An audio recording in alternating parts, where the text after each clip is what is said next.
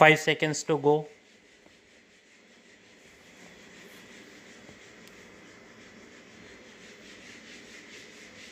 Start. The appellant was at the twilight of his long career of 34 years in public service. At the relevant time, he was holding the post of Senior Medical Officer CHC Dirba, District Sangrur, under the Health and Family Welfare Department, Government of Punjab. 11 days prior to the appellant's retirement on superannuation on 31st March 2017, he was served with a charge sheet dated 20th March 2017 in connection with disciplinary action that was proposed against him under Rule 8 of the Punjab Civil Services Punishment and Appeal Rules 1970. The charge sheet alleged that the appellant had committed misconduct by not complying with the direction of the Election Commission, proceeding on leave without sanction thereof, failing to take part in the Pulse Polio program, and giving threats for legal action to the senior assistant of the civil surgeon Sangrur, and not complying with the orders of the superior officers. Consequent to pendency of the disciplinary proceedings, an order was issued on 31st March 2017 refusing the appellant extension of service. Instead, the appellant was relieved of his duty and made to retire on 31st March 2017 afternoon. It was recorded in the said order that such retirement would not affect the disciplinary proceedings pending against the appellant. Also, if any amount is recoverable from him, the GOP would have the right to recover such amount. Almost a year lapsed since the charge sheet was issued to the appellant without any development. As late as on 23rd February 2018, a retired bureaucrat, a member of the Indian Administrative Service, was appointed as the inquiry officer. The appellant, despite not having responded to the charge sheet, diligently participated in the inquiry before the inquiry officer. While refuting the charges levelled against him, the appellant cross-examined the two witnesses produced on behalf of the prosecution in support of the charges. The appellant also furnished an explanation vis-a-vis the incidents before he proceeded on leave. Upon purported consideration of the evidence led by the prosecution and the explanation furnished by the appellant, the inquiry officer submitted a report of inquiry concluding as follows. Keeping in view the above, all the charges number 1 to 4 levelled in the charge sheet against Shri Bhupinder Singh Gill, service number 3674, senior medical officer retired, are proved, but so far as the matter of giving threat to take legal action against the assistant of the office of civil surgeon, that is not proved. The report of the inquiry officer was furnished to the appellant via a memo dated 7 September 2018 and his comments were sought.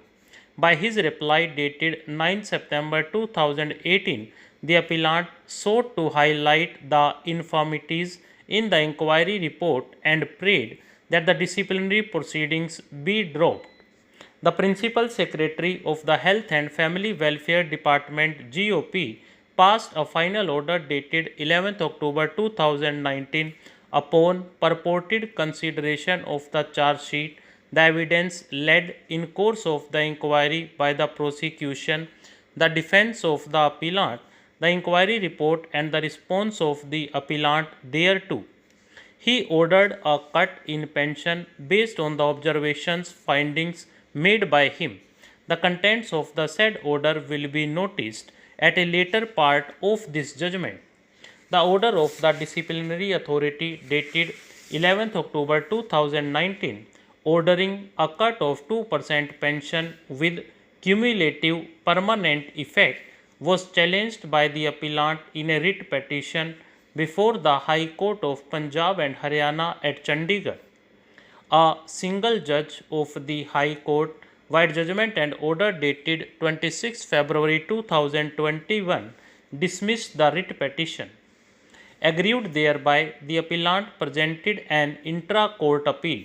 The division bench of the High Court, by its judgment and order dated 19 April 2022, allowed the appeal in part by modifying the punishment imposed upon the appellant by the disciplinary authority. Instead of the penalty of 2% pension cut with cumulative permanent effect, the same was altered to 2% pension cut for a period of 5 years, whereafter the appellant was made entitled to full pension upon completion of 5 years period from the date the inflicted punishment has been effected. This appeal by special leave mounts a challenge to the said judgment and order dated 19 April 2022 of the division bench of the High Court, although partial relief was granted thereby to the appellant. Mr. Patwalia, learned senior counsel, appearing for the appellant, contended that having regard to the materials on record, it is clear as crystal that the appellant did not commit any misconduct warranting punishment. According to him, the disciplinary proceedings were initiated by the respondents to teach the appellant a lesson for having questioned their actions before the High Court in several proceedings.